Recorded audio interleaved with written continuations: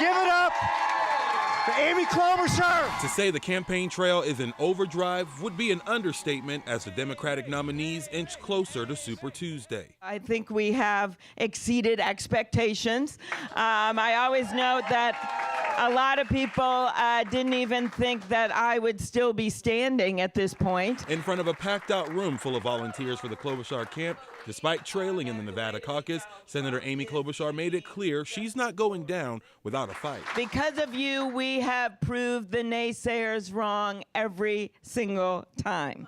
I have won every race, every place, every time. Her goal leading up to Super Tuesday, leave no one behind. We don't want to shut people out. We want to bring people with us. Across town today, the Minnesota for Pete team of volunteers also vocalized their support for their candidate, gearing up for Super Tuesday with one mission: to get out the vote, to do early ballot casting, make phone calls, and knock on doors.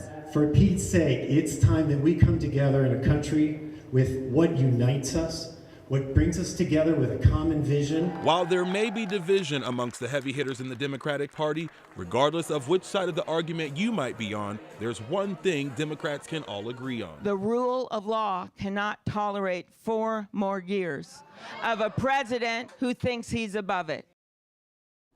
Now, aside from Klobuchar and Buttigieg stepping up their games here in Minnesota ahead of the Super Tuesday primary, Minnesota for Warren is set to hold an early voting event this coming Wednesday. Then, right after Super Tuesday, Vice President Mike Pence and his wife will be in town for a Keep America Great rally. That's on March 5th.